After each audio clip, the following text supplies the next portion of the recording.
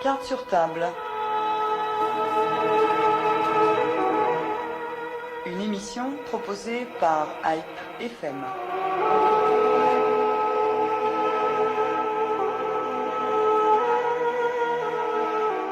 Alors que la rentrée des classes a eu lieu il y a maintenant 15 jours en France, de nombreux enfants n'ont pas pris le chemin de l'école. À des degrés divers, ces enfants présentent des handicaps qui rendent la scolarisation difficile, voire impossible. Parmi eux, figurent des enfants atteints d'autisme, une maladie qui peine à se faire connaître en France, où elle a été déclarée grande cause nationale depuis 2012. Nous avons choisi ce matin sur Carte sur table de nous pencher sur ce sujet en compagnie de véritables spécialistes et nous allons voir dans un instant ce que revêt ce terme pour chacune de nos invités. Nous recevons ce matin en studio Jacqueline Donmez. Bonjour. Bonjour. Et nous serons rejointes dans un instant par Rouzana Rifo-Manoukian. Et nous sommes également en ligne avec Christine Philippe. Bonjour. Vous êtes docteur en sciences de l'éducation et auteur de nombreux ouvrages sur l'autisme et vous allez tout au long de cette émission nous apporter votre éclairage de spécialiste. Alors, Jacqueline Donmez, vous présidez l'association Mélissa, l'union de tous.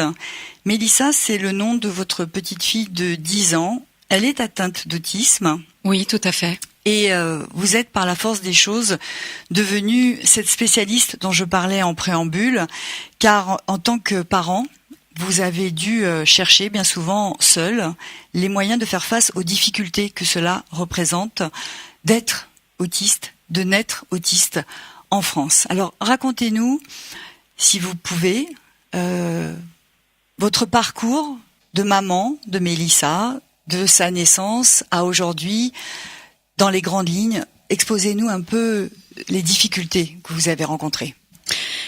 Alors tout d'abord, quand elle est née, Mélissa, moi je n'ai pas vu un signe étrange ou j'avais pas de questionnement. Au fil de son développement, j'ai vu qu'il y avait certaines choses qui n'étaient pas comme les autres enfants de son âge. Et là, je me suis posé de réelles questions en m'inquiétant. Donc, j'ai été voir de nombreux spécialistes, pédiatres, des professionnels en matière de développement chez l'enfant en bas âge, etc. Et je posais justement ces questions de pourquoi ma fille ne communiquait pas. Donc, elle ne parlait pas, elle ne regardait pas, elle ne s'intéressait pas au jeu. Mmh. Et chaque fois, chaque pédiatre me renvoyait vers un autre et me disait non, ne vous inquiétez pas, elle n'a rien, votre enfant, elle se développe à son rythme. À combien de mois vous avez commencé à vous interroger? Alors, elle avait déjà 12 mois. Je commençais à m'interroger et jusqu'à l'âge de 3 ans et demi, je n'ai eu aucune réponse à mes questions. Donc, j'ai erré seule de spécialiste en spécialiste et on m'a dit ne vous inquiétez pas, madame, elle se développe à son rythme, c'est vous qui vous inquiétez, ne la pressez pas. Qu'est-ce qui vous inquiétait en particulier? Alors, c'était le fait que, déjà, elle ne m'interpellait jamais. Maman, papa, tata, ça n'existait pas dans son langage. Donc, je me suis dit, mais mince, pourquoi est-ce qu'elle ne m'appelle pas? Je voyais d'autres enfants, parce qu'on a de la famille autour de nous, et je me suis dit, mais pourquoi est-ce qu'elle m'appelle pas quand elle a faim, ou si elle veut quelque chose, ou si... Enfin, je sais pas. À côté de ça, elle ne s'intéressait à aucun jeu. Elle s'isolait toujours. Et elle s'intéressait plutôt aux boîtes qu'aux jouets en lui-même. Oui. Voilà. Donc, je me suis dit, bon, peut-être, Jacqueline, tu t'inquiètes pour rien, mais non, plus le temps passait, plus elle régressait. Ça allait vraiment, c'était la chute totale. Alors, vous-même, vous êtes sans doute documenté sur l'absence de communication de votre enfant. Est-ce que vous avez essayé de trouver les réponses que les spécialistes ne vous apportaient pas? Alors oui, grâce à, honnêtement, l'outil qui m'a beaucoup aidée et aussi les associations de parents concernés par ce même handicap. J'ai beaucoup cherché sur Internet, sur des réseaux sociaux, sur des forums, où là, j'avais des réponses à mes questions, mais... Et vous écriviez quoi? Mon enfant ne m'appelle pas maman. Voilà, qu'est-ce qui se passe? Voilà, des questions aussi simples que voilà. celle-là. Est-ce que vous pensez que je dois m'inquiéter ou sinon que dois-je faire? Est-ce que vous pensez que je dois contacter un professionnel? Si oui, lequel? Et de fil en aiguille, vous recherchez, vous cliquez sur des liens et hop, vous apparaissez à la définition. Enfin, vous tombez sur la définition de l'autisme et là vous dites mais mince, c'est exactement la définition, les symptômes que représente mon enfant. Et là, je me suis dit c'est pas possible, je peux pas continuer à perdre du temps. Et donc, grâce à d'autres, à l'époque, je connaissais pas l'autisme, etc. Donc, grâce à d'autres associations de parents, j'ai pu être orientée vers les bons professionnels, un bon pédopsychiatre qui m'a orientée vers un service qui a pu poser enfin le diagnostic. Et elle avait déjà plus de 3 ans et demi. Et on nous préconise, enfin, la Haute Autorité de Santé préconise un diagnostic avant l'âge de 10 ans. Vous habitiez où à la naissance de votre enfant? En région parisienne? Région parisienne. En région oui, parisienne. Oui. Donc on peut penser que il y a une information quand même suffisamment importante qui circule auprès des professionnels de santé en région parisienne qui leur aurait permis de déceler avant l'âge de 3 ans que les symptômes que votre enfant présentait étaient liés à l'autisme. Oui, c'est ce qu'on pense souvent. Or, non, c'est pas du tout le cas. Vous avez des très très bons spécialistes en France, mais comme il y a un lobby psychanalytique très important, on va souvent vous dire, enfin moi c'est ce que j'ai entendu par mon parcours et d'autres familles pourront aussi le témoigner, que c'était à cause de moi que ma fille était autiste. Alors on va revenir à ça ensuite parce que ce qui est important aujourd'hui de comprendre, c'est comment on peut passer à côté, pour dire les choses aussi simplement, de ce diagnostic précoce. Alors je vais me tourner vers Christine Philippe. Bonjour. Enfin, rebonjour. Donc, je le disais dans la présentation, vous êtes docteur en sciences de l'éducation. Vous avez publié de très nombreux ouvrages sur l'autisme. Est-ce que vous pourriez déjà simplement nous expliquer comment se fait-il que aujourd'hui, donc il y a 10 ans, puisque Mélissa a 10 ans, les pédiatres pouvaient ne pas remarquer, comprendre les symptômes présentés par Mélissa et faire le lien avec l'autisme? Bon, alors c'est quand même un sujet complexe. Ce qu'il faut dire en premier lieu, c'est qu'il y a ce qu'on appelle aujourd'hui un spectre de l'autisme, c'est-à-dire avec des profils divers, des cas qui sont quand même assez graves, avec retard mental, etc. Et puis après, à l'autre extrémité, effectivement, des enfants qui ont beaucoup plus de compétences et dont le handicap, du coup, est plus difficile à diagnostiquer. Et en général, là, les diagnostics sont plus tardifs. Alors, il y a quand même cet aspect-là, indépendamment après des personnels qu'on rencontre, de leur degré d'information, etc. Alors, pour ceux qui sont effectivement un peu moins atteints, les plus atteints, on va quand même les repérer, et pas forcément bien les diagnostiquer, mais en tout cas, ils seront dépistés. Pour les autres, c'est plus complexe. Et là, effectivement, souvent, les parents, ils perçoivent les anomalies, enfin, ils commencent à se questionner bien avant les professionnels. Et quand ils vont rencontrer un professionnel, effectivement, ils ont souvent cette réponse qu'indiquait Jacqueline, c'est-à-dire que, oui, mais votre enfant, attendez, ça va venir, etc. Enfin, ils ne repèrent pas, c'est-à-dire qu'effectivement, dans l'espace d'une consultation qui dure un quart d'heure, 20 minutes, difficile de repérer ces signes. Et là, les parents, effectivement, ils se questionnent et on ne prend pas en compte leur questionnement et c'est-à-dire on ne leur fait pas confiance. C'est ça, c'est ce que j'allais vous dire. Ce ne sont pas des spécialistes. Voilà. Alors, ceci dit, il y a des recommandations de la Haute Autorité de la Santé depuis quelques années qui demandent aux professionnels de première ligne, parce qu'en général c'est le pédiatre ou le généraliste qu'on va consulter, c'est pas tout de suite un spécialiste. Non. Et on recommande à ces professionnels de première ligne, comme on dit, de prendre en compte le point de vue du parent. C'est-à-dire s'il s'inquiète, souvent c'est pas pour rien, quoi. C'est-à-dire qu'il faut pas le renvoyer en lui disant mais il y a rien, ne vous inquiétez pas, ça va venir, il parle pas, oui mais c'est pas grave, etc. Voilà, c'est-à-dire que mais malheureusement c'est pas parce qu'il y a des recommandations. Alors oui, juste un instant, Jacqueline Dodmes, j'imagine qu'on a dû vous renvoyer aussi à cette image de la mère trop inquiète qui couvre son enfant, qui s'affole pour un rien. C'est ce que vous avez dû ressentir aussi. Enfin, c'était même pas le ressenti, c'est ce qu'on me disait. Donc du coup, vous vous culpabilisez à vous dire, vous remettez en question dans l'éducation de votre enfant alors qu'il n'y a pas lieu d'être et que vous faites au mieux pour votre enfant. Donc je comprenais pas du tout la réaction du pédiatre ou d'autres spécialistes. Et j'ai continué à chercher parce que mon cœur me disait qu'il y a quelque chose et il fallait que je trouve. Oui. Que je trouve pour l'aider au mieux. Christine Philippe, ça remet en cause aussi la légitimité du ressenti des parents, puisqu'ils estiment quand même être les mieux à même. C'est pour ça que je disais en préambule que nous recevons de véritables spécialistes, puisque les parents sont les premiers spécialistes de l'autisme. Bien sûr. Alors bon, il n'y a pas opposé les uns aux autres, naturellement. Il y a des experts, il y a des spécialistes, et heureusement. Mais il faudrait aussi qu'on fasse un effort, notamment en France, pour prendre en compte l'expertise des parents. C'est-à-dire que les parents, ils sont, même si ce ne sont pas des spécialistes, n'ont pas forcément fait de longues études dans le domaine, mais c'est leur enfant.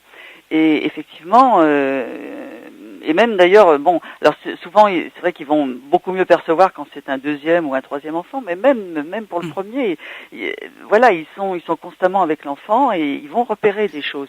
Et souvent, quand ils en parlent effectivement aux pédiatres, aux généralistes qu'ils rencontrent, on ne prend pas en compte. C'est-à-dire, c'est comme ça. La médecine en France, elle se met un peu en surplomb, et quand elle est face à ses clients, elle n'écoute pas vraiment ce qu'ils ont à dire, et ça c'est vraiment dommage. Alors on parlait à l'instant des cas les plus simples entre guillemets à détecter, ceux qui sont massifs, mais est-ce qu'on pourrait donner une grille de lecture, j'ai envie de dire, des symptômes et des signes qui peuvent alerter quand c'est plus diffus, plus larvé?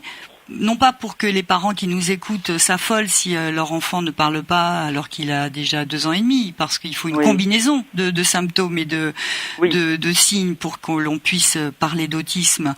Mais est-ce que il y a plusieurs facteurs qui peuvent orienter vers cette piste, Christine Philippe? Effectivement, c'est le premier. C'est vrai que il n'y a pas d'examen, on peut pas faire une prise de sang, quelque chose, qui permettrait de dire il y a un autisme ou il y en a pas. Donc c'est un examen clinique, et c'est vrai que cet examen, il doit être quand même très très approfondi. Et c'est vrai que c'est principalement au niveau des interactions sociales là que on va repérer les premiers signes de l'autisme. Ceci dit, dans les cas les plus graves, c'est ça qui rend la chose compliquée. Il y a l'autisme et souvent des troubles associés à l'autisme. Et là, on est vraiment dans le bas du spectre. C'est-à-dire qu'il n'y a pas que l'autisme. Il y a des troubles associés.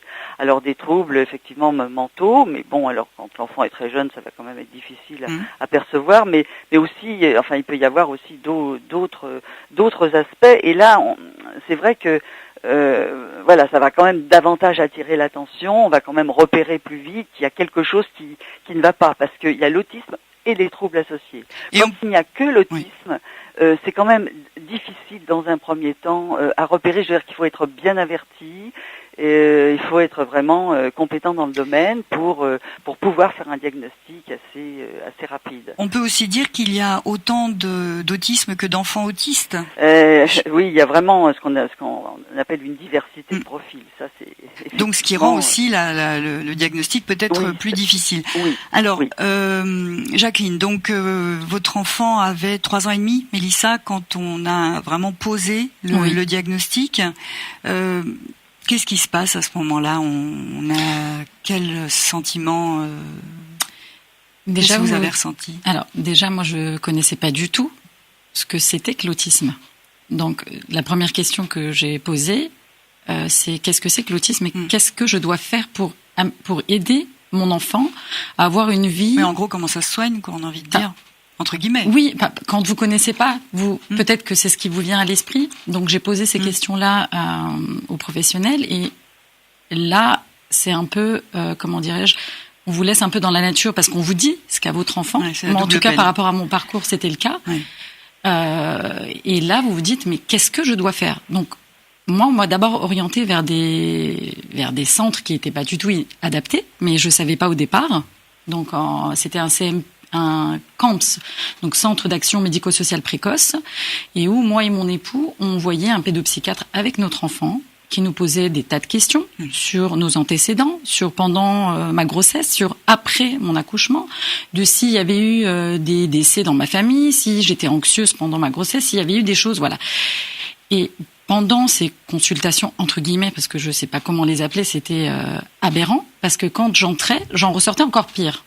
Et je n'avais aucune réponse à mes questions par rapport aux troubles de mon enfant. C'est-à-dire que je la voyais avoir des... Maintenant, j'ai des mots que je peux poser. À l'époque, je savais pas ce que c'était que stéréotypie, ce que c'était des troubles du comportement, etc. Donc, quand je la voyais se mettre par terre, ou s'isoler, ou monter sur la table, ou pousser des cris, et quand je posais la question à ce pédopsychiatre en lui disant mais qu'est-ce que je dois faire, qu'est-ce que ça veut dire quand elle fait ça, ou qu'est-ce que moi je dois faire pour l'aider quand elle se met dans ce genre de situation. Et là, il touchait ses doigts, il me disait c'est encore trop tôt madame, je ne sais pas, c'est flou. Ça a duré 1 an et demi comme ça. Christine Philippe, qu'est-ce que ça vous... Alors là, on aborde un autre aspect du problème. C'est effectivement les compétences des spécialistes eux-mêmes. Mais c'est un peu la double peine, ça. On dit à des parents votre enfant est atteint d'autisme, mais on n'a rien à vous dire derrière, quoi. Oui, en l'occurrence là, quand elle va au CAMS, on ne lui dit pas tout de suite, on ne parle pas d'autisme. C'est-à-dire qu'on reste là dans le flou, on voit qu'il y a quelque chose qui ne va pas, mais on ne porte pas tout de suite de diagnostic. C'est-à-dire que là, le problème, c'est effectivement la formation des spécialistes qui sont dans ces centres. Alors, Jacqueline y a fait allusion tout à l'heure. C'est vrai qu'il y a ça fait partie de l'histoire de l'autisme. Il y a beaucoup de professionnels qui sont formés à la psychanalyse et qui donc vont avoir tendance là, en repérant ces signes, à penser à un trouble psychique. Oui. C'est-à-dire un trouble psychique lié à la problématique de l'enfant, au fonctionnement de son environnement familial, etc. Donc, effectivement, alors non seulement ils ne portent pas tout de suite de diagnostic, ils attendent, ils questionnent la famille, etc., sur elle-même, son fonctionnement, son histoire, etc., parce que dans leur esprit, si l'enfant a ce comportement, c'est forcément lié à l'histoire de la famille. Parce qu'on pense plus à une psychose infantile à ce moment-là. Voilà le fameux diagnostic, effectivement, qui est encore malheureusement porté très très souvent encore par les professionnels. Alors justement, ce serait bien qu'on s'arrête un instant à cette histoire de l'autisme en France pour essayer de comprendre avec nos auditeurs pourquoi on en est là aujourd'hui en 2016, contrairement à d'autres pays. L'autisme en France a souffert justement, vous le disiez, de cette psychanalysation à outrance parce que on a pensé à tort que c'était un symptôme qui découlait d'une relation à la mère, à une mauvaise relation. Donc pour le dire simplement. Oui. Alors c'est très complexe l'histoire de l'autisme parce qu'effectivement celui qui a parlé d'autisme pour la première fois, qui est un psychiatre autrichien qui s'appelle Kanner, lui-même dans un premier temps il a fait cette hypothèse, c'est-à-dire qu'il a pensé dans un premier temps en observant ses enfants qui étaient dans le retrait, qui n'étaient pas dans les interactions sociales. Que ce comportement pouvait être lié effectivement à une défaillance du côté de la mère. Il a posé cette hypothèse psychologique. Hypothèse. Il faut bien insister sur le sur point le de mot départ, hypothèse. Si vous voulez, de l'histoire de l'autisme. C'est quand même pas rien, parce que voilà, il faut le rappeler. Alors après, effectivement, assez rapidement, donc c'était dans les années 60. Dans les années 1940. C'est une histoire quand même relativement récente, mais enfin c'est en 1940 que il a fait cette découverte et il a posé cette première hypothèse. Voilà. Et ensuite, on arrive dans les années 60. On n'en parlait pas encore en France.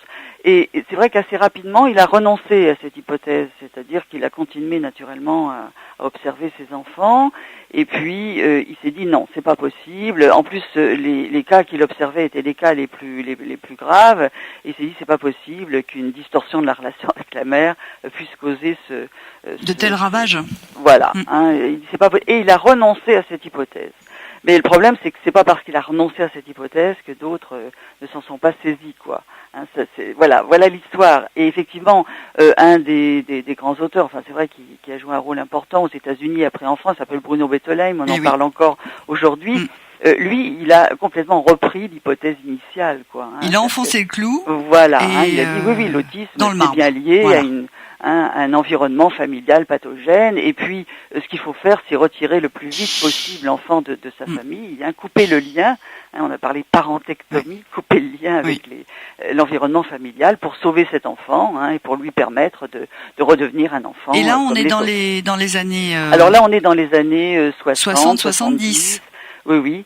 Et c'est vrai qu'en France, Bruno Bettelheim va connaître un grand succès. Et là, les psychanalystes, effectivement, sont à fond dans cette approche. Hein. Sauf que il va y avoir une petite variation. Ils vont dire non, il faut pas couper le lien avec la mère, mais il faut soigner la mère, il faut soigner la relation entre l'enfant et la mère. Voilà. Si on soigne les parents, eh bien l'enfant ira aller mieux. Bon, on s'est aperçu des limites de cette théorie, puisque des générations d'enfants autistes sont nées depuis les publications de Bruno Bettelheim, et on a bien vu que ça ne progressait pas, que ces enfants ne sortaient pas de leurs troubles autistiques, et des découvertes ont été faites. Alors, est-ce qu'on peut poser un petit peu toutes les pistes, parce que aujourd'hui, il n'existe pas une hypothèse, une piste pour expliquer l'autisme. Il y a plusieurs facteurs, plusieurs causes. Alors, effectivement, pour ce qui est de ce qu'on appelle l'étiologie, hein, les causes de l'autisme, ça n'a pas été complètement clarifié. Mais une chose est sûre, c'est que c'est pas dans le domaine psychologique que l'étiologie se situe. Hein. La cause n'est pas là. C'est dans le domaine biologique, neurobiologique. Hein. Et effectivement, on a repéré, notamment au niveau génétique, hein, non pas un gène. Alors c'est là où c'est un petit peu compliqué l'autisme. Hein, par exemple pour la trisomie 21, bon voilà, c'est simple. Hein, c'est une maladie génétique mais assez relativement simple et puis beaucoup plus facile à diagnostiquer. Là, il y a plusieurs gènes qui ont été repérés. Donc effectivement, voilà, on a effectivement progressé. Sauf que ça n'a pas dissuadé pour autant les psychanalystes qui disent oui, il peut y avoir des aspects génétiques, mais ça n'exclut pas les aspects psychologiques, etc. Et aujourd'hui d'ailleurs, ils se défendent en parlant d'approche intégrative. Alors l'approche intégrative, c'est justement, accepter les différents aspects. Oui, il y a des aspects génétiques, mais il ne faut pas oublier les aspects psychologiques, etc. Et si on ne les traite pas, on ne pourra pas faire progresser l'enfant, etc., etc. La question Donc, reste ouverte malgré tout. Oui, la question reste ouverte malgré tout, parce que les souffrances induites par les difficultés relationnelles, et on parlait de scolarisation difficile, toutes ces conséquences liées aux troubles autistiques induisent une souffrance qui va ensuite peut-être avoir des répercussions aussi psychologiques. Donc, on comprend aussi que les tenants de la psychologie continuent de mettre en avant ces conséquences également.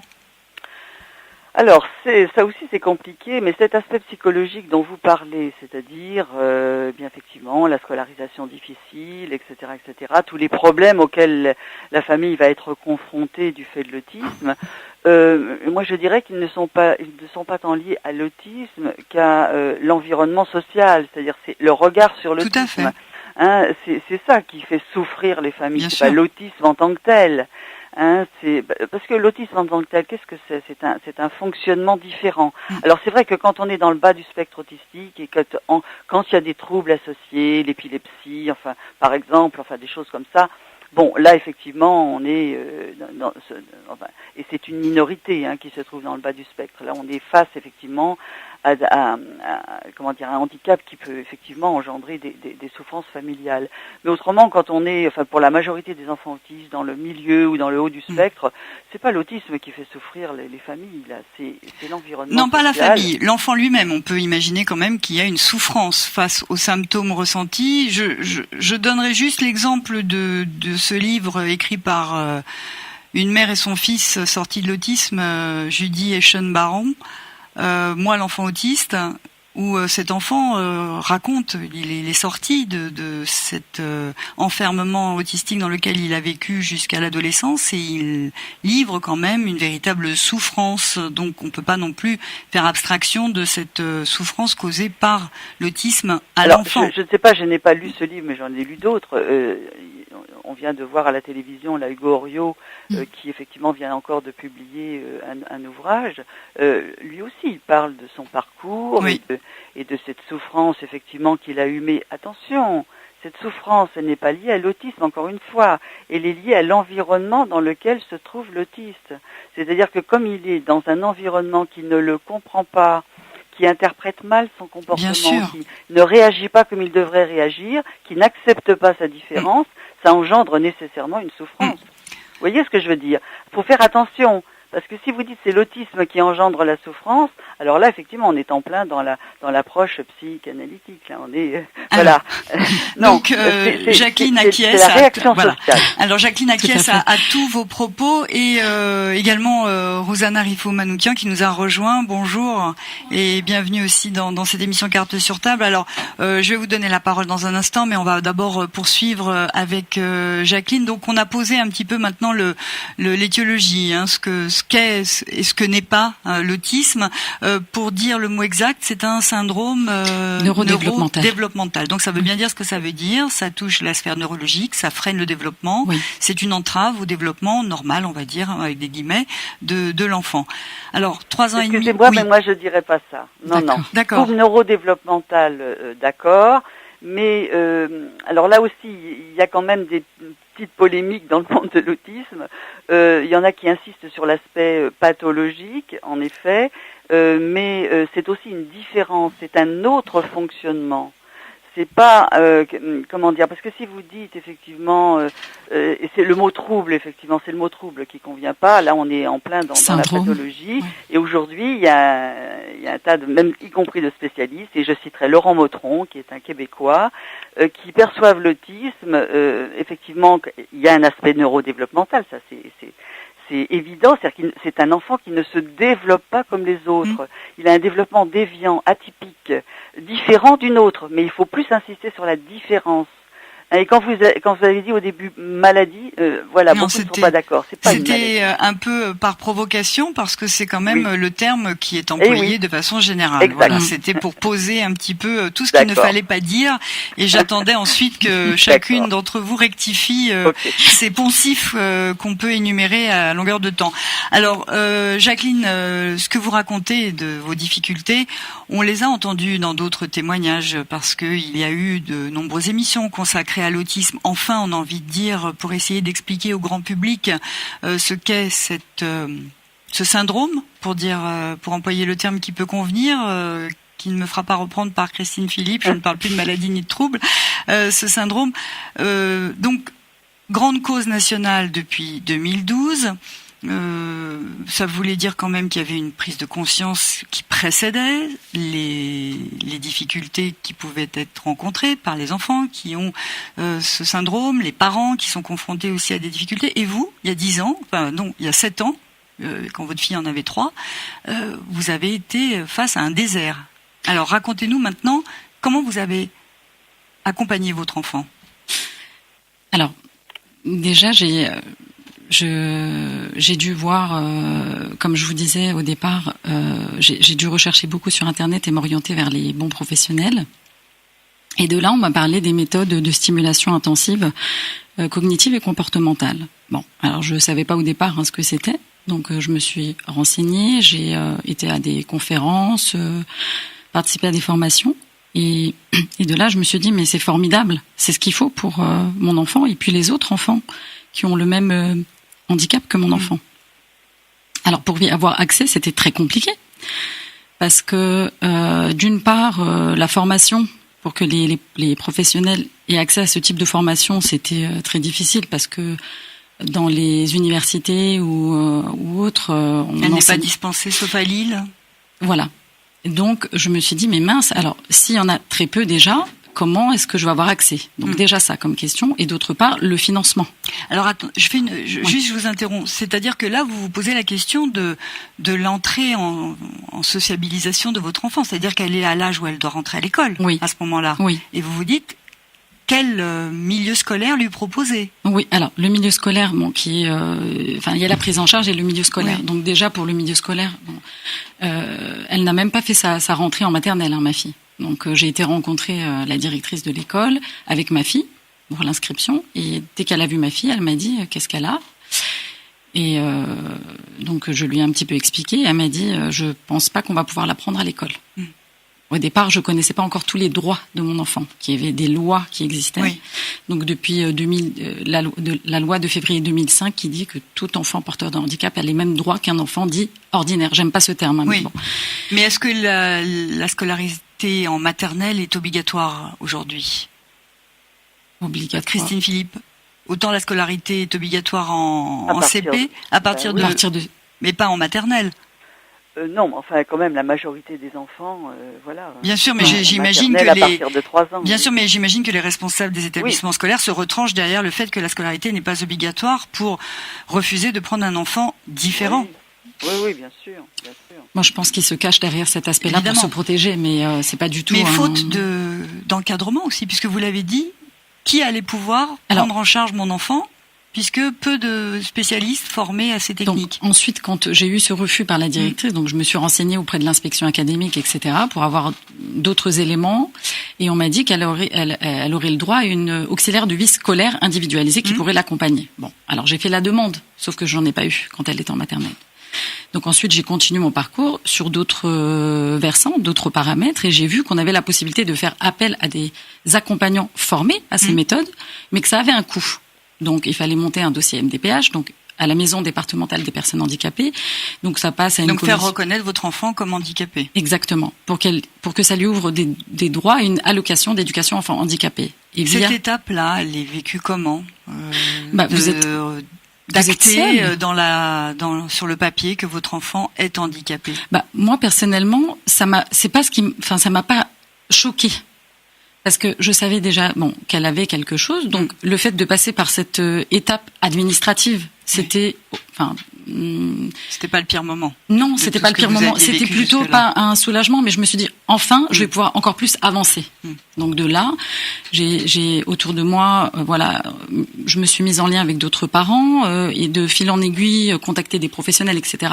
Et enfin, j'ai pu mettre en place cette prise en charge de façon pas intensive parce que je n'avais pas les moyens financiers suffisants, mais je me suis formée et j'ai repris derrière au quotidien avec mon enfant tout ce dont on me disait de faire avec elle pour lui permettre d'évoluer. Donc vous-même, vous vous êtes formée à ces techniques ? Oui. Donc ces techniques-là, Christine Philippe, on peut en parler sans rentrer trop dans les détails, mais expliquer en quoi elles consistent, parce que là aussi, il se dit beaucoup de choses. Oui, il se dit beaucoup de choses. Alors vous-même, vous êtes au cœur de cette question, puisque vous êtes spécialiste de l'éducation. C'est compliqué. Enfin, moi, je suis pas une adepte à 100% de ces méthodes. Je pense qu'il faut les connaître. C'est important.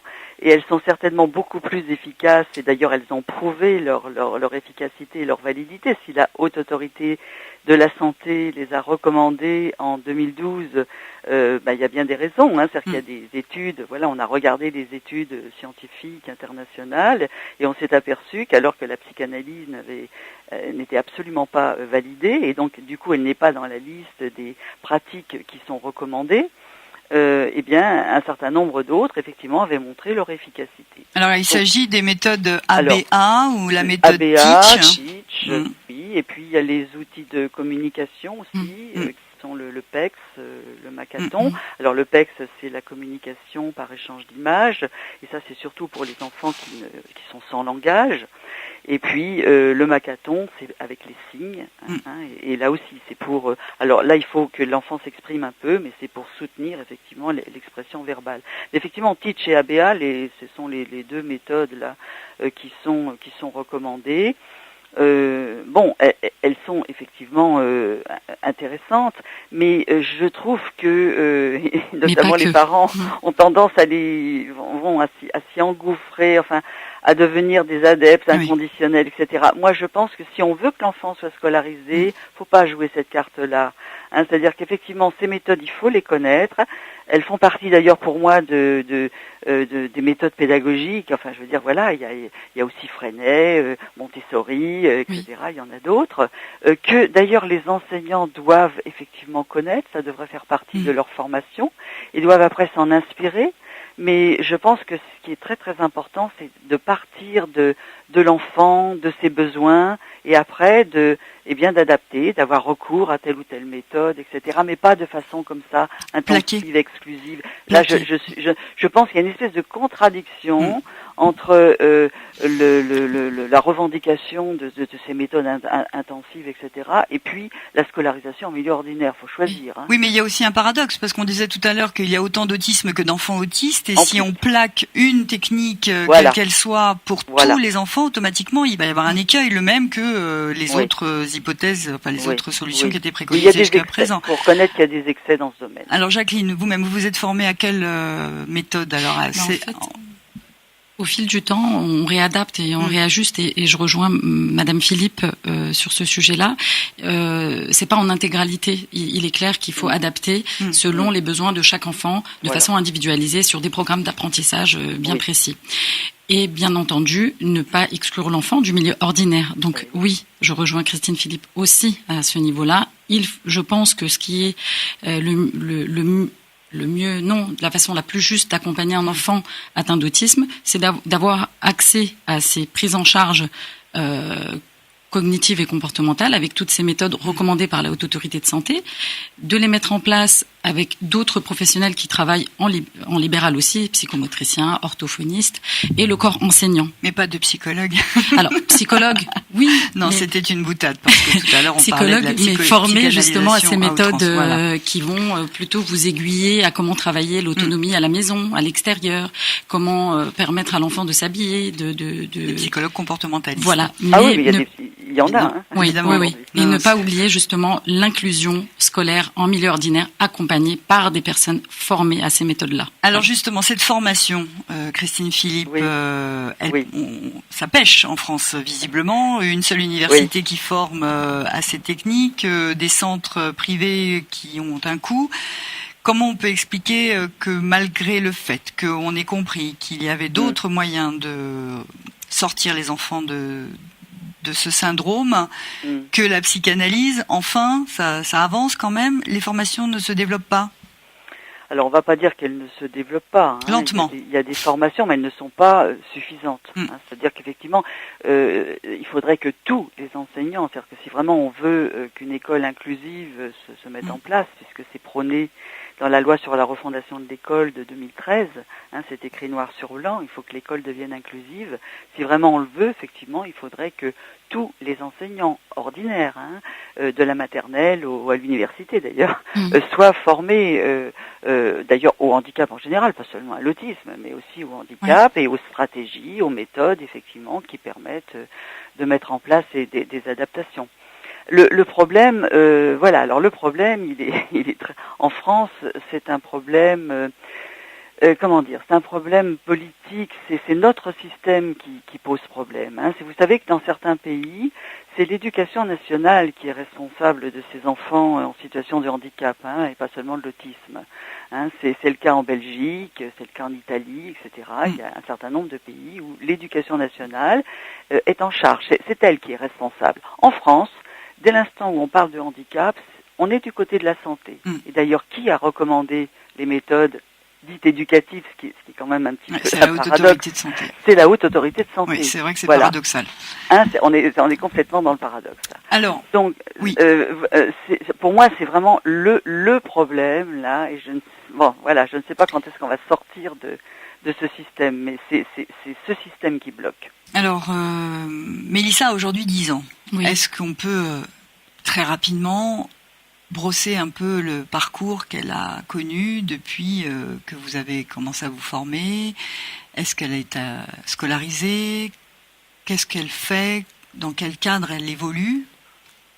Alors, au départ, la scolarisation a été très difficile, pas par son handicap, parce que l'école ne voulait pas d'elle. Oui. En maternelle. En maternelle, et puis ça a continué en primaire.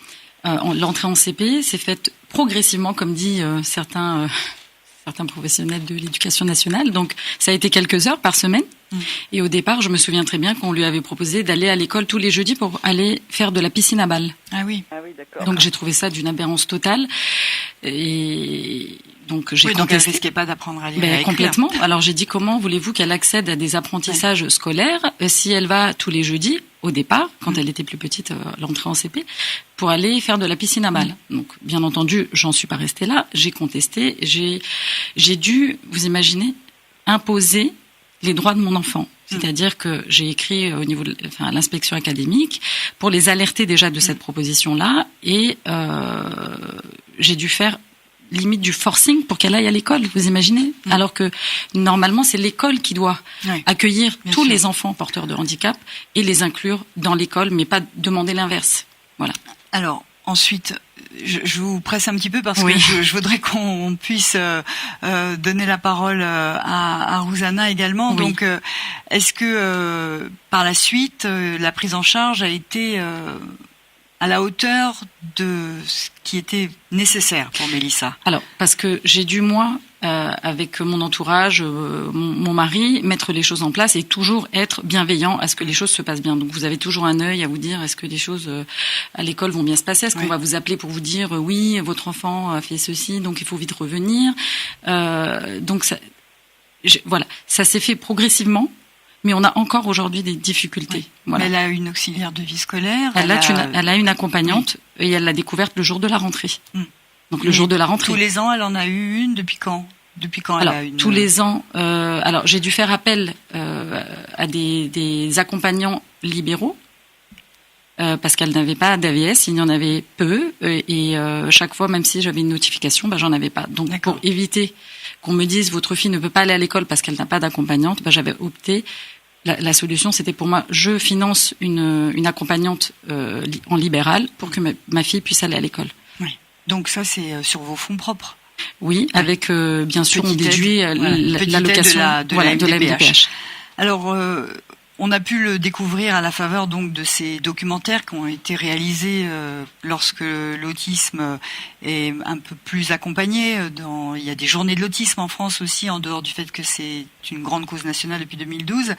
Et on découvre qu'il y a beaucoup de parents qui font le choix de l'expatriation hors des frontières de proximité. Ils vont en Belgique, puisque la Belgique, le disait tout à l'heure Christine Philippe, est un endroit où l'on accueille différemment. C'est pas du tout le même système, où les enfants peuvent être scolarisés. Sauf que, excusez-moi si je peux me permettre de faire une parenthèse, qui est aussi aberrant, c'est que c'est la sécurité sociale en France qui paye. Oui, qui paye les journées. Voilà, donc, parce qu'on est toujours dans ce paradoxe, c'est pris par la santé, alors que c'est l'éducation qui devrait s'en occuper. Voilà. Alors donc certains s'expatrient en Belgique et d'autres vont plus loin, enfin retour aux sources, j'ai envie de dire. Rouzana, je reprends votre nom de famille, Rouzana Rifo-Manoukian. Vous-même, alors vous avez un enfant qui souffre, qui ne souffre pas, je ne vais pas employer ce mot que les parents n'aiment pas, qui est atteint d'un syndrome autistique. Quel âge a-t-il ? 7 ans. 7 ans. Alors vous avez aussi connu les mêmes difficultés que Jacqueline à la naissance pour le diagnostic et tout ça ? Parce que, tout simplement, je suis une Arménienne. Je suis entrée en France 2005, c'est-à-dire que j'ai autre éducation que vous les Français. Oui. Donc c'est-à-dire quand il m'a dit quelque chose, je dois aller moi-même chercher, aller loin. Donc je suis allée moi-même voir les professionnels, aller voir l'MDPH, aller voir le CRA, pour demander ce qu'il y a à ma fille. En fait, parce que ma fille, elle parlait normalement 2 langues, russe arménienne et français. Mon époux, il est français. À 12 ans et demi, elle a fait la convulsion. Elle est devenue autiste, on peut dire comme ça. En fait, elle est devenue extraordinaire. J'appelle comme ça les enfants autistes. Parce que les autres, ils sont ordinaires. Nos enfants, ils sont extraordinaires. Donc, pour vous dire que j'avais une neurologue français qui m'a dit que non, tout va bien. Notre pédiatre a dit tout va bien. Elle commençait à se balancer très fort. Elle avait 12 ans et demi, mais elle était à la crèche. Elle a fait son scolarisation normalement. J'ai pas eu aucun souci. Sauf que j'ai amené, je pensais que l'école privée, c'est très bien pour un enfant qui est différent, qui parle plusieurs langues. Ils m'ont dit que mon enfant entre pas à la moule française. J'étais vraiment étonnée puisque mon enfant est né en France, papa est français. Ça m'a fait penser le film André Verneuil. Vous savez, Maïlik, qui disent que vous n'êtes pas, vous savez, les Arméniens, vous n'êtes pas catholiques, donc vous n'êtes pas chrétienne. Donc, je dis, bon, ça, j'ai compris. Juste, je suis une femme assez forte, je reconnais. Je dis, ok, je vais aller voir, qu'est-ce qu'il faut faire?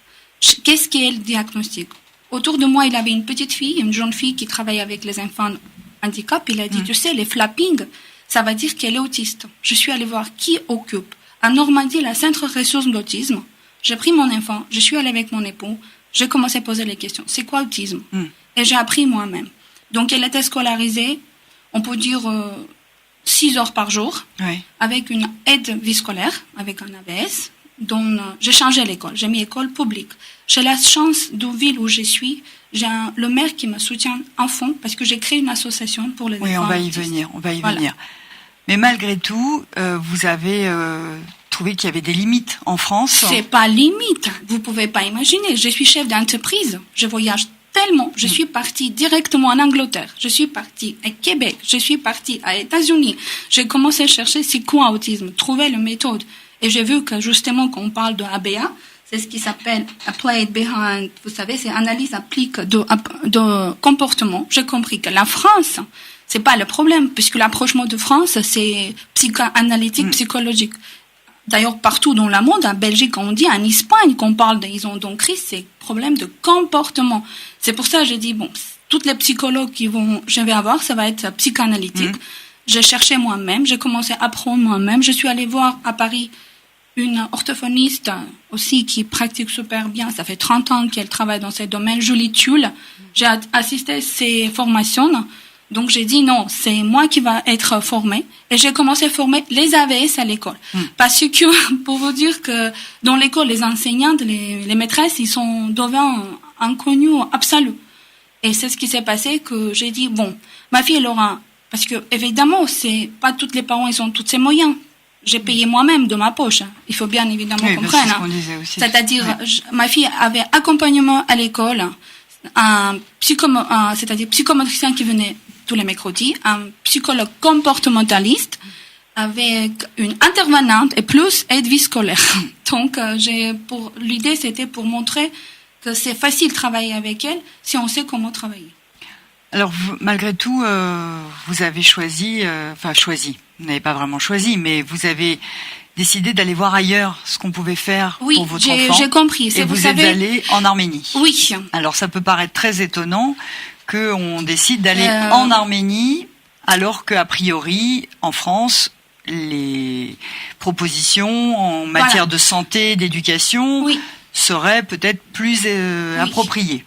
En fait, pour aller en Arménie, c'était par hasard, j'ai vu un reportage d'une école en Arménie qui s'appelle My Way, Mon Chemin. J'ai dit, bizarre, j'ai vu première dame de République Arménie qui parlait ouverture d'école pour les enfants autistes. J'ai dit, cette année, je vais rentrer en Arménie pour voir ce qui se passe. Je suis allée voir et j'ai été étonnée par la statistique. Vous savez, 1,5 million d'habitants, on peut dire, dans la capitale Erevan. Il y a 3000 officiellement enfants autistes. Il a 3 écoles pour les enfants autistes. Quand je dis école, c'est pas centres médicaux comme ils appellent MD, comme IMU ou CCA, les compagnies. C'est l'école. Il a aussi centre aussi médical, mais avec le mot éducatif. Bien entendu, c'est-à-dire les enfants, il a le soin, aussi l'éducation. Il apprend aussi, en fait, ils travaillent tout système américain ABA, donc ils font tous les 3 jours supervision par internet, par Skype. J'ai vraiment été étonnée. En plus de ça, il a aussi en Arménie, dans les crèches, il a la loi depuis 2012, tous les enfants à la crèche, à l'école devaient aller normalement et accompagner avec ces gens qui ont créé cette école. Ça veut dire qu'il y a suffisamment de personnel aussi pour accompagner tous les enfants. Vous savez, oui, parce que je vais pas faire la publicité des Arméniennes, mais partout dans le monde, mais pour l'Arménie, la famille, c'est sacré. C'est-à-dire, quand vous faites quelque chose, toute la famille met l'argent, tous ces moyens, ils financent, même, ils peuvent vendre leur maison pour financer l'éducation de leurs enfants. C'est-à-dire, il y a les jeunes filles qui sortent de l'université, American University, qui apprennent, qui viennent. Donc j'ai été étonnée, ils font les sorties scolaires. Il avait une bus qu'il avait plein d'enfants et comment ils accompagnaient. Ici, en France, il faut pas marcher. Vasanta, ma fille s'appelle Vasanta, elle enlève les chaussures, c'est une catastrophe. Mais en Arménie, ils comprennent que ces enfants... En fait, les enfants autistes, il faut savoir, c'est ce qu'ils disent. J'adorais c'est mondialement connu, qu'en France, ils savent pas. Je suis pas pareil comme toi, mais je suis l'un de toi. pareil, je suis comme toi, vous voyez, c'est ça qui est important. Et c'est vraiment, en fait, c'est une école dans une école ordinaire. C'est un massif en Arménie, donc c'est-à-dire il a un couloir, les enfants pour aller participer, partir, vous savez, quelques leçons avec eux. Donc leur but, parce que vous savez en France que ça j'ai bien compris, quand vous amenez votre enfant en IMU, chaque fois ils disent que c'est les instituts médico-éducatifs. Exactement. Oui. Leur but que les enfants restent. Oui. Moi je comprends pas comment on peut pas travailler normalement c'est-à-dire leur victoire, ça va être que les enfants allaient à l'école scolarisée ordinaire. C'est pour ça, quand ils me disent, vous savez, tous les 3 mois, tous les parents, c'est ça qui est aberrant en France, qui subit avec une équipe éducative, avec un enseignant qui descend, qui jamais vu votre fille. La dernière fois, là, j'étais vraiment très blessée qu'il m'a dit j'ai dit, venez monsieur, regardez ma fille, qu'est-ce qu'elle fait, quel progrès elle a fait. Il m'a répondu que, vous savez, votre fille, pour moi, c'est 63e dossier. Je me sentais dans une camp Allemagne, vous savez, les Juifs, vous voyez, le numéro 63. J'ai dit, c'est ça, donc je vais voir ce que je vais faire. Maintenant, j'ai les autres projets et je suis en train de réaliser ce projet-là. Alors, vous êtes resté combien de temps en Arménie avec J'ai resté 2 mois. 2 mois. Donc, je suis en train d'Arménie, septembre, début septembre. J'ai dit mon époux, c'est beau. Soit je change les choses en France, c'est paradoxe, mais vrai. Soit on quitte l'Arménie jusqu'à fin de cette année. Quitte la France. Non, quitte la France pour aller en Arménie. C'est autre chose, parce que vous savez, elle a 7 ans, c'est le moment de développement qui passe.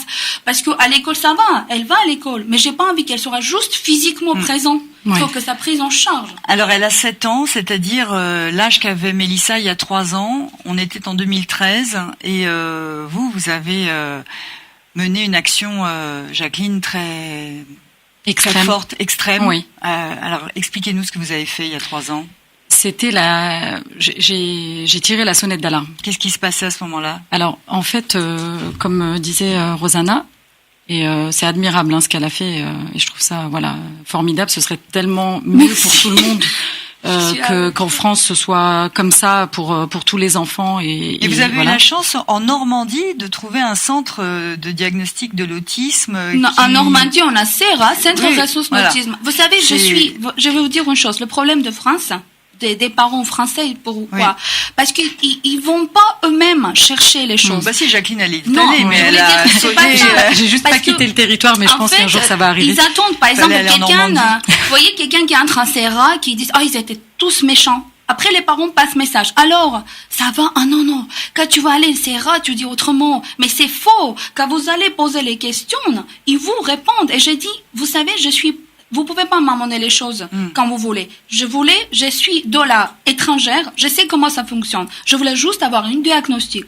Ok, ils ont diagnostiqué. Après, moi-même, c'est vrai, bien évidemment, c'est par rapport les ressources. Pour vous dire, ma fille, elle suivait un neurologue français parce qu'elle prenait micropakine pendant 3 ans. Elle grossissait, elle commence à voir les changements hormonels. Quand vous prenez un rendez-vous en France, entre l'analyse OEG, ça fait 10 mois, ça dure 10 mois. Je suis montée à Namur avec un neurologue, docteur de Rieder, Paul de Rieder, qui, pendant 15 minutes, m'a donné tout ce que j'ai pas eu pendant 3 ans. Vous voyez l'aberrance? C'est pour ça, c'est ça qui m'énerve. On a tous les moyens en France. Normalement, il y a tous les moyens. Tous les moyens. Alors, donc, Jacqueline, il y a 3 ans, vous étiez confrontée à quoi qui vous avez pris des mesures aussi extrêmes dont on va parler? Comme le disait Rosanna et d'autres cas comme les nôtres, c'est-à-dire que on n'est pas déjà aidé sur le plan administratif, mais aussi sur le plan financier pour mettre en place toutes ces prises en charge individualisées en lien avec une scolarisation en milieu ordinaire, etc. Donc moi j'ai payé justement ces professionnels en libéral. Je me suis endettée. Donc j'ai pris un crédit et comme disait Rosanna, dans notre culture arménienne, on est très solidaire. Voilà, j'avais ma mère qui me prêtait des sous, ma sœur qui m'en prêtait, mon frère, ma tante, etc. À un moment donné, vous vous en sortez plus.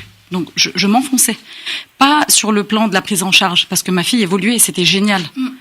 J'ai vu les progrès, mais c'était fulgurant. Oui. Même les gens qui ne l'avaient pas vu depuis des mois m'ont dit, mais qu'est-ce que t'as fait?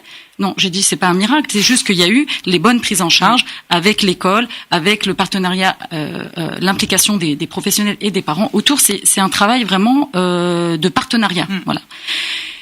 Et là, je me suis dit, j'écrivais au ministère, j'écrivais au Monsieur le Président de la République, j'écrivais à l'inspection pas de réponse, aucune aide. Alors j'ai dit, voilà, j'avais déjà mûrement réfléchi à cette action, mais là j'ai dit stop, j'en ai assez. Donc j'ai fait une grève de la faim de 16 jours.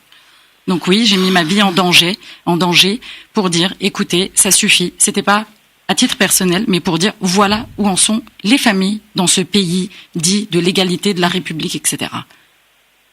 Moi, j'ai vu autre chose, je voulais vous dire. Alors attendez, juste Donc j'ai été avec d'autres familles qui m'ont soutenue et je les remercie du fond du cœur. Et ma famille et mes proches, donc on a été avec un courrier dont d'autres familles avaient pris cette initiative de m'aider à faire ce courrier parce que j'étais énormément soutenue et je leur remercie. Donc on a été jusqu'à l'Élysée. On a été arrêtés par les policiers qui nous ont fait passer dans une rue pour qu'on fasse pas de bruit. Donc on nous a empêchés de nous exprimer alors qu'on était juste venus là pour leur montrer qu'il y avait un problème et qu'on devait être aidés. Donc ils nous ont escortés dans des rues où on ne voyait absolument pas. Et donc j'ai été déposer ce courrier à monsieur dans un sas de sécurité. Ils ne m'ont même pas laissé rentrer. Donc j'ai déposé mon courrier et depuis 2013 je n'ai aucune réponse à mon courrier. Donc monsieur le président de la République qui fait son discours politique, etc. Honnêtement, encore cette année, il y a plein d'enfants porteurs de handicap et autistes qui n'ont pas été à l'école. Najat Vallaud-Belkacem disait lors d'une interview sur RTL que tout allait bien. C'est pas vrai, c'est un mensonge. Donc entre les parents qui se révoltent, il y a une autre maman, la pauvre, qui était montée sur une grue parce qu'on lui avait retiré la VS de son enfant et qui ne pouvait plus aller à l'école. Enfin, nous, ce qu'on a besoin, c'est qu'on inclue nos enfants avec leurs différences. Mais ils sont capables d'apprendre comme les autres. Ils ont le droit à un avenir dans cette société. Et justement, le bénéfice pour tout le monde, c'est se dire, à l'âge adulte, ils ne dépendront peut-être pas d'un tiers si on les diagnostique précocement. On met une prise en charge adaptée selon les recommandations de la Haute Autorité de Santé en place, l'inclusion en milieu ordinaire, et à l'âge adulte, on leur propose un emploi. Parce qu'à un moment donné, moi, par exemple, autour de moi, il y a des adultes autistes, mais ils n'ont pas d'emploi.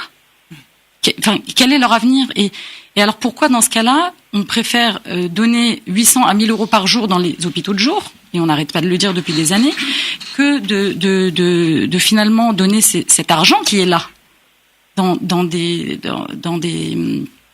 des choses plus adaptées. Christine Philippe, on assiste à une chronicisation, si on peut dire, de l'autisme, alors qu'on peut en sortir et devenir adulte avec un potentiel ordinaire.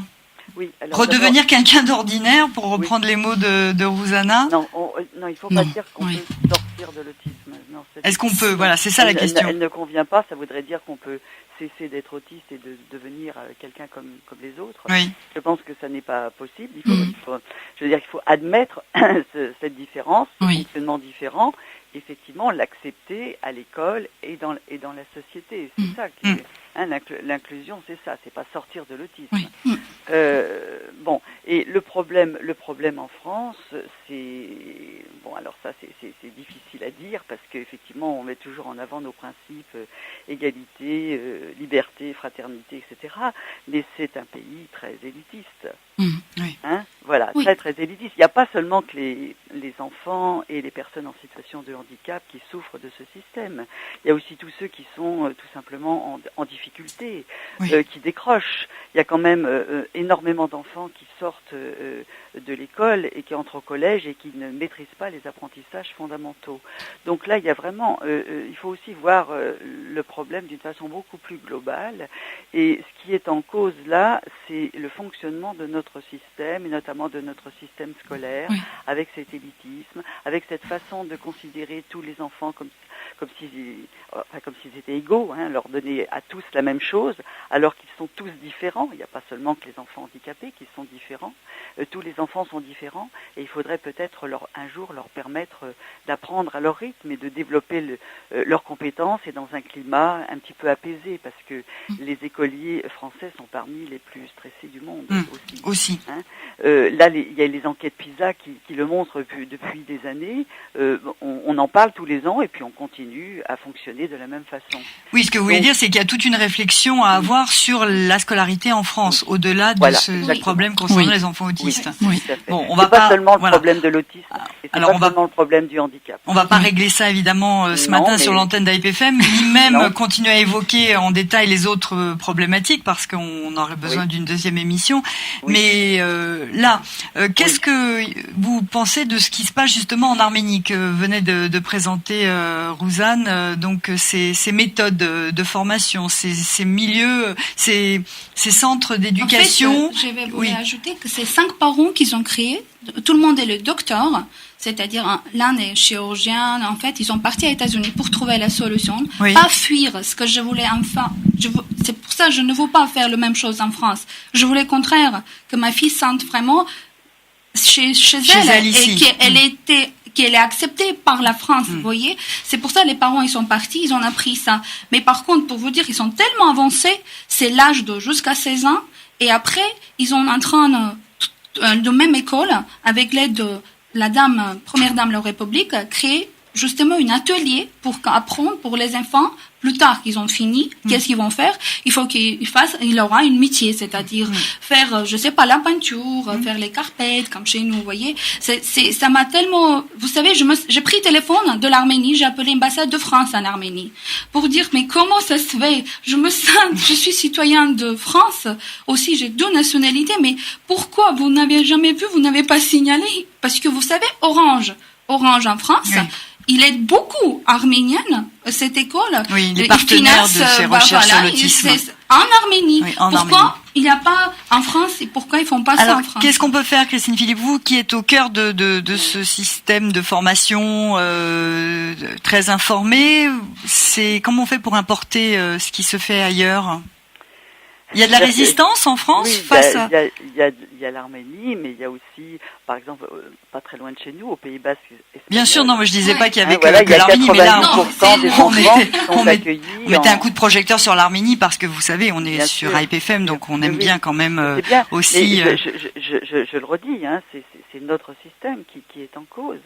Beaucoup plus que d'autres pays, et même des pays très proches, la France accepte très mal les différences. Et c'est bien ça le problème. Alors comment est-ce qu'on peut changer ça, puisque c'est la question que vous me posez. C'est-à-dire on tourne en rond là. C'est-à-dire en fait c'est l'école qui pourrait permettre de changer la situation. Mais encore faut-il qu'on accepte de changer l'école, parce que c'est parce que les enfants depuis la maternelle jusqu'à l'université prendront l'habitude dans leur classe de voir un enfant différent, voire très différent, etc. On peut espérer qu'arrivés à l'âge adulte, ils auront une autre représentation du handicap et ils seront patrons d'entreprise, ils seront politiques, ils seront, etc. Et peut-être prendront-ils d'autres décisions. C'est-à-dire que, voilà, je pense qu'effectivement l'école a un rôle extrêmement à jouer, un rôle important pour l'inclusion dans la société, puisqu'on parle effectivement après de la formation professionnelle. Il n'y a pas que l'école. Après, l'enfant devient un adulte et il faut qu'il soit aussi inclus dans la société. C'est pour ça qu'on s'en inquiète d'ailleurs. Rouzana, vous avez-vous une idée de comment faire pour améliorer la situation? J'ai les idées parce que c'est ce que j'ai dit. Quand j'ai pris le téléphone, j'ai appelé Éducation nationale, j'ai dit je n'accepte pas que chacun de chez vous vienne et dise l'école c'est le danger pour les enfants handicapés. Contraire, ma fille elle est dans l'école, tout le monde admire. Avant qu'on sorte d'école, tout le monde donne bisous, elle est heureuse d'aller à l'école. Arrêtez de dire que les enfants cruels, ce n'est pas possible. Puisque... On dit qu'ils sont en souffrance à l'école. Voilà, il faut l'expliquer les enfants comme il faut, et c'est eux qui protègent. C'est pour ça que j'ai donné un projet. Je suis en train de créer une classe dans une école ordinaire avec 7 enfants. Donc je suis allée voir jusqu'à haut, il me reste éducation nationale qu'on va. Vous savez pourquoi c'est du lycée-école.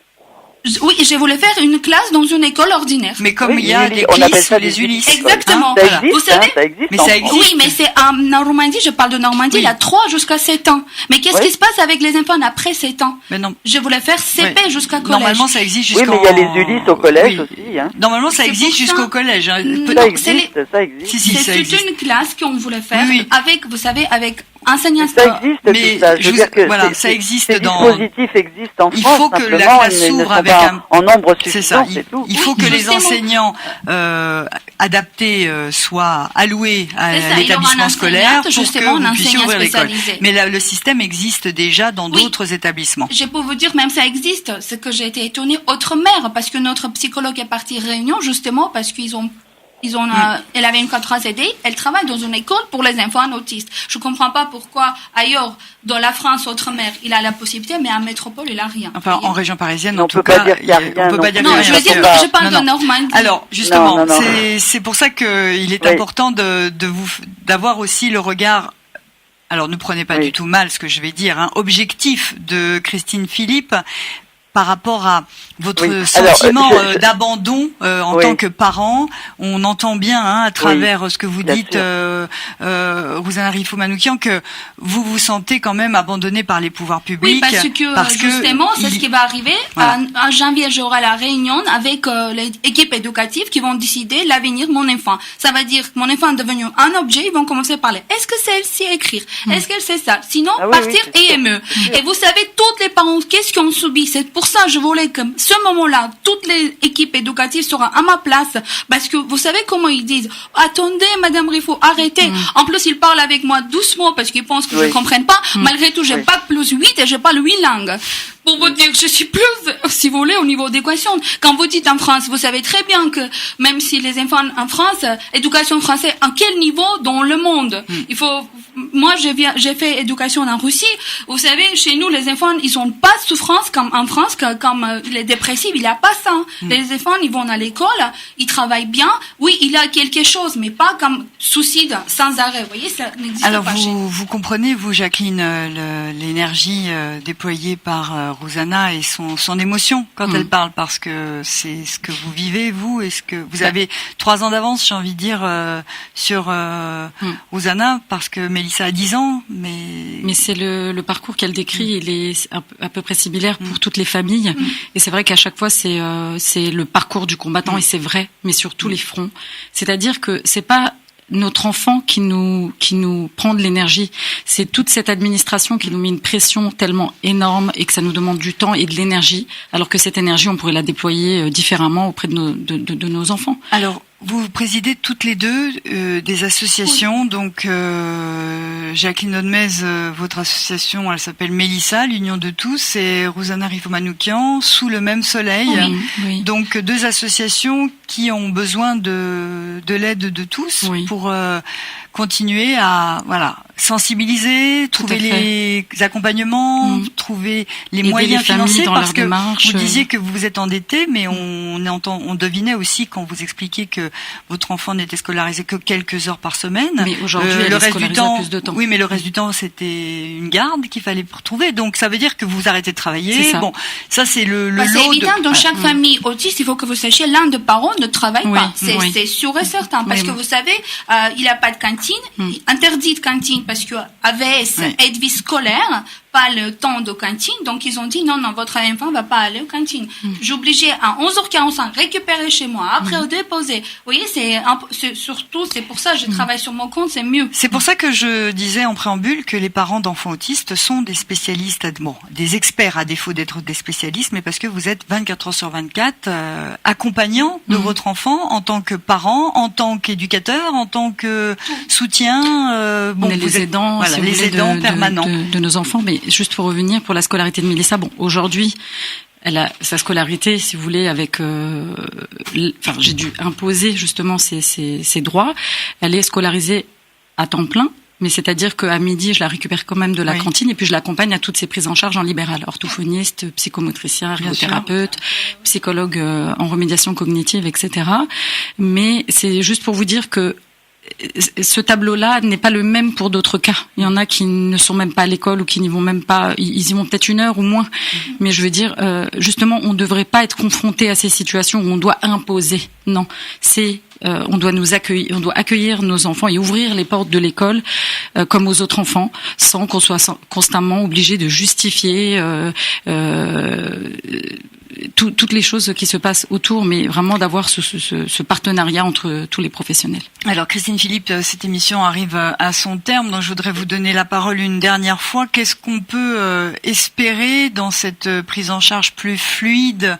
Déjà que le parcours des parents soit plus simple au moment de la recherche d'un diagnostic, aussi de réponse à des questions. Quand on vient voir le pédiatre et qu'on dit mon enfant a 12 mois, il ne me regarde pas quand je le change, et que le pédiatre vous répond vous êtes trop inquiète madame, Qu'est-ce qu'on fait pour changer aussi cette approche? Alors, je voudrais quand même, pour conclure sur une note un peu plus positive, c'est que quand on regarde le problème dans une perspective temporelle un peu plus importante, c'est vrai, enfin moi ça fait une vingtaine d'années, un peu plus, 25 ans que je m'occupe de cette question.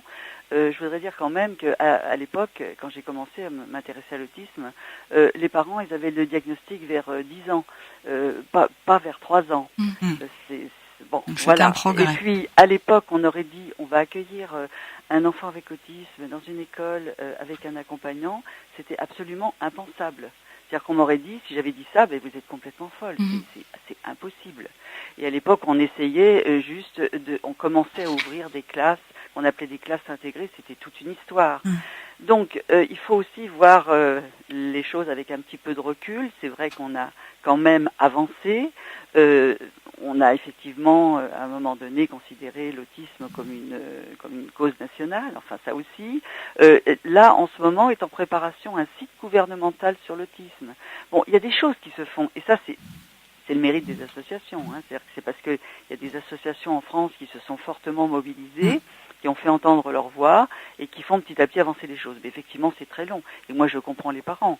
C'est-à-dire qu'ils ne peuvent pas attendre comme ça des années que la situation évolue tout doucement, pas à pas. Voilà, le temps est compté pour leur enfant. Moi, je comprends tout à fait leur exaspération. Et effectivement, ce qui a été décrit là, voilà, ces deux mamans vivent cette situation, mais il y en a bien d'autres qui la vivent. Elles sont pas toutes seules. C'est vrai que ça reste très difficile, mais comme je l'ai dit, c'est un problème.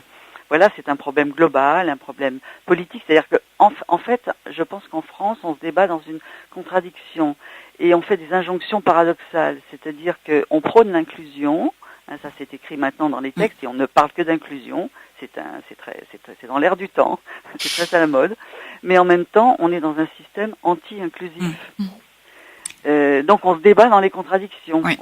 On demande aux enseignants d'accueillir les enfants alors qu'ils ne sont pas préparés, ils ne sont pas formés, etc. Et qui sont dans un système qui ne leur permet pas de l'accueillir dans de bonnes conditions. Tout à fait. Voilà, donc on se débat dans les contradictions. Il faudrait qu'on sorte un petit peu justement de ces contradictions. Et je pense que les associations jouent un rôle très important. Et il faut qu'elles continuent à se mobiliser. Il faudrait d'ailleurs qu'elles se rassemblent. Parce que ce que j'observe quand même dans le monde de l'autisme, et en plus je suis dans les réseaux sociaux, c'est que dans le monde de l'autisme même, il y a quand même beaucoup de bagarres, beaucoup de dissensions, etc. C'est-à-dire que là aussi on perd un petit peu d'énergie, alors que si elles se rassemblaient davantage, justement pour se faire entendre, on irait peut-être un peu plus vite. Eh bien, merci Christine Philippe. Je rappelle vos derniers ouvrages parus chez Duno, Autisme et parentalité, pour en savoir un peu plus. Scolariser les élèves avec autisme aussi. Vous demandez est-ce qu'on va vers l'inclusion?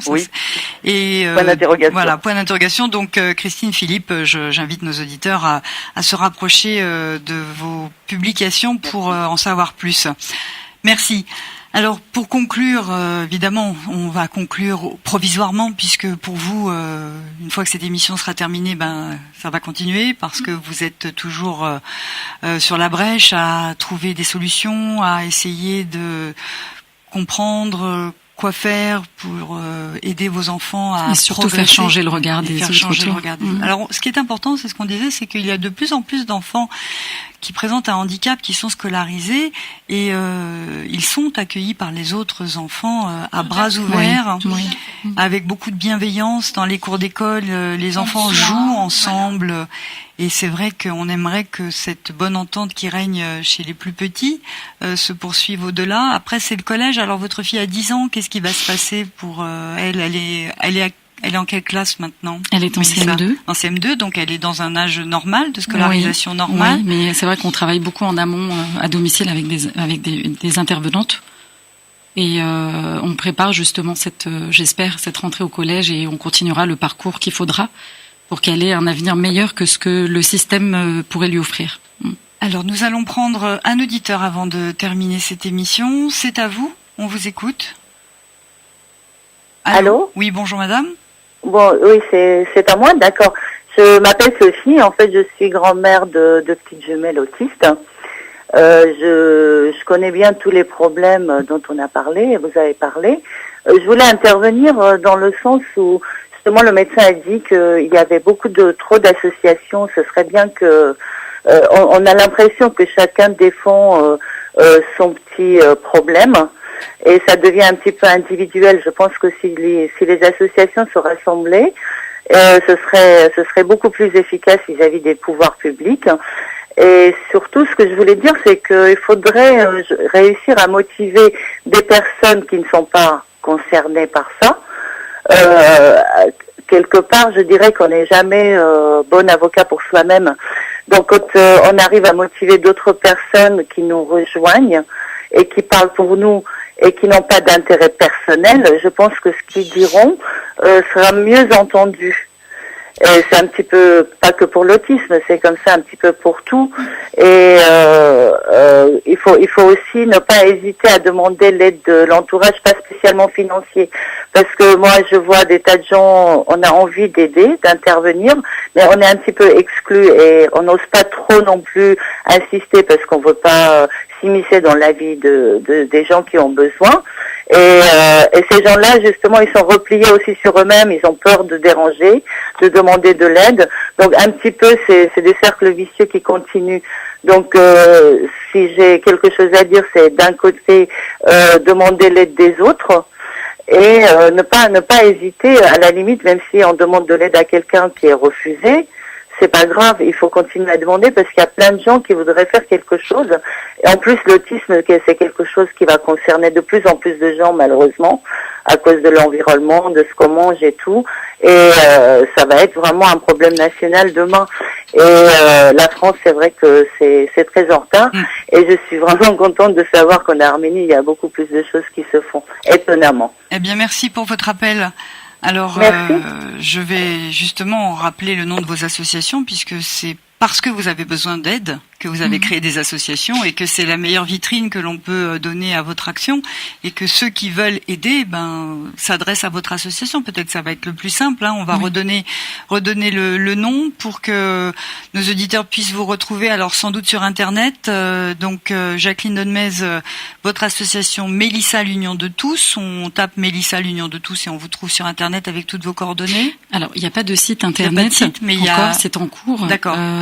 Mais par contre, on peut laisser mon adresse email. Alors, une adresse mail que je vais vous laisser, je vais la donner. Donc, J Donmez, alors J-D-O-N-M-E-Z, donc Donmez, votre nom de famille, Donmézian, précisons-le, qui a été tronqué au moment du passage de frontières. C'est ça. Donc, J Donmez, J-D-O-N-M-E-Z, @hotmail.fr, ça c'est donc pour votre association Mélissa l'Union de tous. Et j'aimerais aussi, excusez-moi, faire une parenthèse, aussi remercier notre cher parrain qui s'appelle Aren Siradag, que nos auditeurs connaissent. Oui, qui nous soutient énormément et on a beaucoup de projets ensemble. On doit développer pas mal de choses avec des élus, d'autres villes voisines. Je le remercie du fond du cœur et je remercie toutes les personnes qui nous soutiennent et aussi IPFM. Merci. Et alors donc, Rouzane Rifo-Manoukian, Sous le même soleil, là vous avez un site, on peut vous trouver sur Internet. Aussi en cours, mais j'ai Facebook. D'accord. Vous tapez SMS. SMS, tout simplement. Donc, cours, dans la barre, SMS, et on vous trouve. Oui, et aussi par mail aussi, SMS Soleil, c'est-à-dire SMSOLE. IL. Oui, donc SM Soleil, en fait. SM Soleil. @orange.fr. Bon, de toute façon, on remettra les noms et les mails de vos associations sur le site de radio de IPFM, donc radio-ipfm.com. Vous pourrez retrouver cette émission et les noms de nos intervenants. Donc, j'invite dès maintenant nos auditeurs à se pencher sur votre association. Oui. Qu'est-ce que vous attendez? Est-ce que vous avez dans l'immédiat un projet immédiat que vous voulez financer? Oui. D'ailleurs, c'est pour ça conclusion. que je voulais remercier aussi le maire de ma commune, parce que grâce à lui, j'avance. C'est très important. On occupe de 3 régions. Saint-Bigorre-le-Grand? Oui. C'est-à-dire, on est en Calvados. J'ai les parents de la Manche et l'Orne, en fait, Basse-Normandie. Mon association occupe de 3 départements de la Normandie. C'est-à-dire, c'est pour ça on est en train, justement, avec l'aide du Conseil général, avec Bayeux Intercom, créer cette classe dans une école. D'accord. Pour quelle raison? Parce qu'on voulait que les enfants de 8h30 jusqu'à 3h30 soient dans l'école. Moi, par rapport à mon association, elle les aide, les dirigeants de sociétés avec qui je travaille. Je cherche les aides pour justement financer les professionnels libéraux.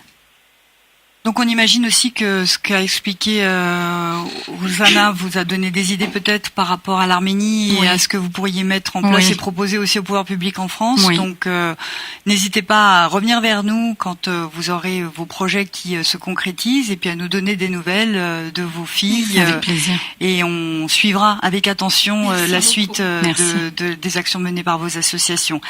Merci. On vous dit bravo aussi pour le travail que vous faites et l'abnégation dont vous faites preuve, comme les parents d'enfants autistes, mais pas que, on le disait tout à l'heure, de tous les enfants qui présentent un handicap qui leur ferme les portes de la sociabilisation, quelle qu'elle soit. Donc on vous souhaite bonne continuation. Mesdames, merci à toute l'équipe. Merci de nous avoir suivis. Au revoir. Au revoir.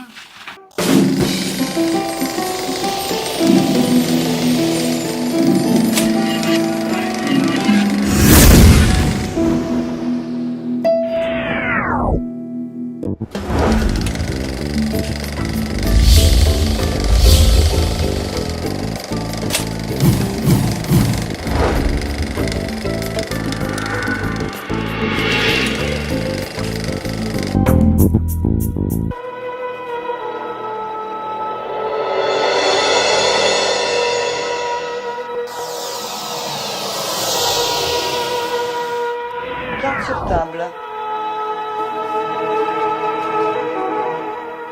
Une émission proposée par Hype FM.